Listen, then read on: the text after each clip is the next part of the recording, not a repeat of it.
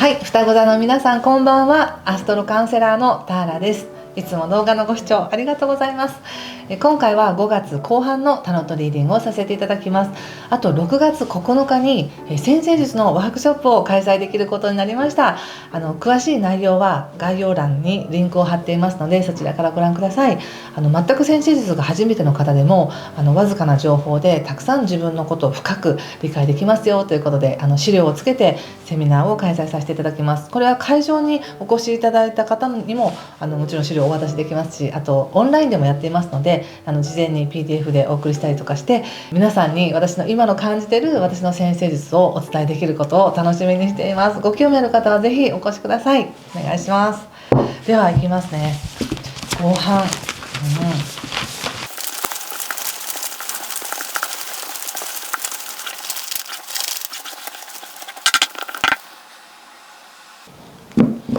はい、じゃあ一緒に見てみましょう。5月後半です。ソードのページ、ソードナイト逆、ソード6、カップ4、カップ5の逆、戦車逆、ワンドキング逆ですね。気をつけることや対策はワンド10とソードの5とオラクルハーツ、ペンタクスの2の逆です。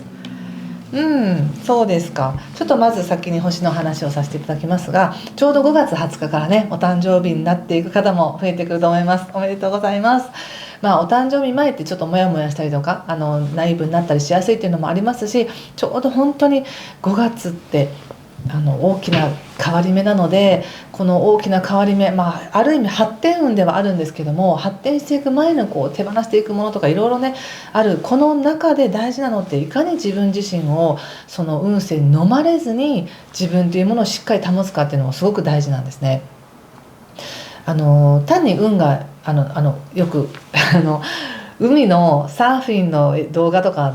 で見ると、すんごい大きな波が来た時にそれをうまくわーって乗りこなしてる人はすごいなと思うんですけど、その波にただ飲まれてしまうとなると、バッシャーンってただ叩きつけられるだけになってしまうように、この運勢に飲まれて何かわからないっていうよりも、その中で自分というものをしっかりと自覚する、認識しておくことでものすごくうまくこれは活かせるようになります。で、特に5月の20日以降、それで誕生日を迎えていくっていうのは、どんどん自分自身に光が当たっていく、自分というものが際立ってくるっていうのもありますし、また5月23日がね満月なんですが、この満月っていうのは非常に可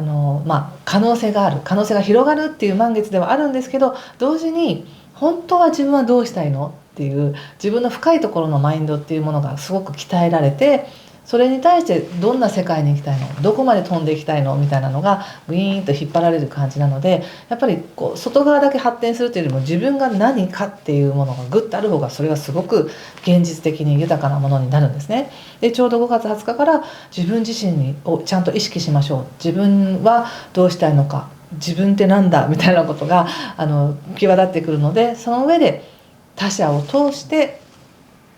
この満月のエネルギーというのはすごく広がりを見せてくれます。自分を知るためには他者を通さないと見れないっていうね、自分だけで自分を見るっていうのは難しいので、他者を通しながら、周りの環境や人から言われることを通しながら、またはこちらから他者を見ながら感じることっていうのが、全て自分へのメッセージとして受け取っていただけたらいいと思います。そしてさらに5月24日以降は金星というね、社交運や恋愛運や金運っていうものも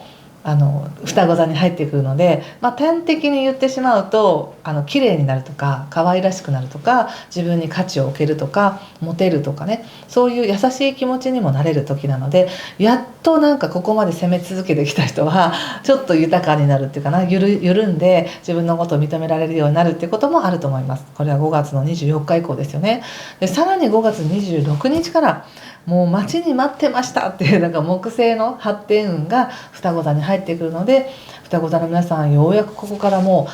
日が昇ったみたいなね、夜が明けたみたいな感じでとてもいい華やかな運勢になってきます。ただこの木星が双子座に入るというのも今年後半もずっと入るので、今年後半を通してどのように人生が発展していくかっていうことなんですけれど、発展していくっていうのはいいことも悪いことも都合の悪いことも都合のいいことももしくは表面的には見えないこともいろんなものが発展していく可能性があるので、それがまだごちゃごちゃになって存在している状態だと思っておいてくださいね。ですので何かを手放していくことになる人も多いでしょうし、もしくはもう十分手放しましたよっていう方にとってはここからどんどん開けてくる、どんどん展開してくるっていう流れが起こります。はい、でそれを踏まえた上でのちょっとカードなんですけれども、ちょっとやっぱり疲れてるのかなって感じがありますね。ただ全然それで飲まれてしまってるとかではなく、いやなんだかんだ言いながらもうまくやっていけますよっていうふうには出ています。この後半の2週間も楽しいこと、ちょっと嫌なことがあったとしても楽しいこともあるし、なんか思った以上に出費かかっちゃったなと思っても収入も得られたりとか、うまくですねバランス取ってちゃんとやっていけますので、それは良かったなと思うんですが、やはりこう現実世界の中でちょっと疑い深くなってるかなっていう感じがありますね。でこの疑い深くなるっていうのはなんか誰かに騙されたからとかいうことではなく、体が単に疲れているだけっていうこともあると思うんです。自分がちょっと無理しすぎて疲れているからこそ、なんか自分で自分のことを犠牲にしすぎたなとか、誰かがこう言ってくれてるのってこういうことなのかなってこう裏をかいてしまったりとか、本当に私はこれでいいのかなみたいな、そういうちょっと自分への信頼も失いつつあったのかなって感じがするんですが、それはなぜかっていうと、やっぱりここまでちょっと走りすぎたなみたいな感じがあり、思ってた以上に疲れてるのかなって感じがします。がむしゃらに頑張りすぎたって感じ。でもがむしゃらに頑張ったことって本当は誇りに思えることで、こんなによく頑張ったんだっていうふうに自分で認めて、ここからじゃあゆっくりしようとか落ち着こうっていうふうになったらいいんですけど、なぜかゆっくりできないというかね、じっとしてられないみたいな感じでまた動きたくなると思うんですけど、ちょっと緩めて感性を、整えてほしいなっていうふうに思いました。整えるっていうよりも、なんか急いで何かをやらなくちゃとか、効率よく早くたくさんやらなくちゃっていう意識をちょっとなだめて、今こんなにゆっくりできるって素晴らしいことみたいな、そういう感覚になれたらいいなと思いました。なんかゆっくりしてると余計なこと考えてしまいがちですけれども、何を手放すのかっていうのがしっかりと見えてる方もしくは十分手放してきましたっていう方であればあるほど、ここからの流れっていうのが恩恵として受け取ってプラスに生かしていきやすいので、ちょっと自分の心を整理するっていう面では、そういうゆったりとした時間を持つっていうのがとてもいいんですね。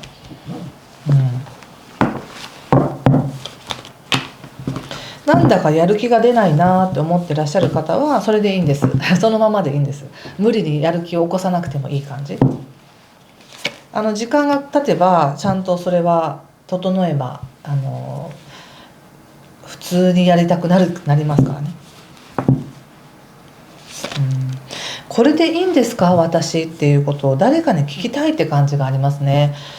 何か自分で自分のことを認められないものがあり、もしかしたらもっと別の道があるんじゃないかとか、もっといい方法があるんじゃないかってことを誰かにこう教えてもらいたいみたいな感じがありますが、答えは自分の中にあって、実はよーく感じてみたら今の状況でもそんなに悪くないですよねみたいな感じがあります。でもとってもまたここでもねソードのページが出ていて、非常に何か疑い深くなっているし、その疑いを晴らすための情報をたくさんさらに欲しくなる。でも情報が入ってくれば来るほどさらに疑いが増えるみたいな感じですかね。なのでちょっとこう堂々巡りになりやすいので、ちょっと一旦置いて深呼吸しましょうかみたいな感じです。ちょっと焦らずにゆっくり行きましょうかみたいな感じがします。これは人間関係ではよくあることですよね。他者に対して疑い始めたら、その人の言動がちゃんと信頼できるものかっていうものをが知りたいと思って、より一層知りたいと思って全部情報を調べていくうちに余計な情報もいっぱい入ってきて、余計自分を悩ませるみたいなこともあるかもしれないですよね。でビジネスにおいても